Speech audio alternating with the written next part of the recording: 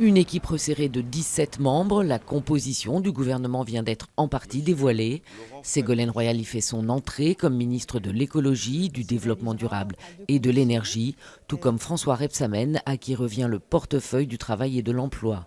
Bernard Cazeneuve hérite de l'Intérieur et contre toute attente, Christiane Taubira conserve le ministère de la Justice. Les tractations se poursuivaient depuis lundi.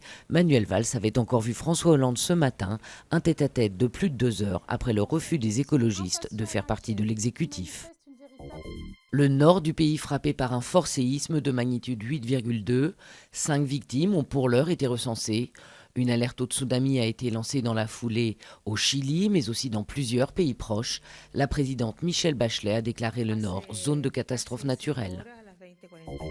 Comment mettre fin aux tueries? Un mini-sommet sur la Centrafrique se tient à Bruxelles en ouverture d'un sommet UE-Afrique.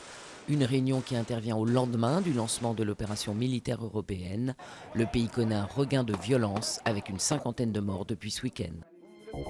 Incertitude à quelques heures de la rencontre PSG-Chelsea. Si les Parisiens sont donnés favoris par les coteurs de paris sportifs, ils affrontent une équipe dotée d'un riche passé européen. Un défi de taille pour les coéquipiers d'Ibrahimovic. Les nazis les avaient construites pour se protéger d'une attaque sur le front Est. Des décennies plus tard, ces fortifications sont un refuge pour chauves-souris. Environ 37 000 de ces mammifères hibernent à l'abri des kilomètres de galeries souterraines.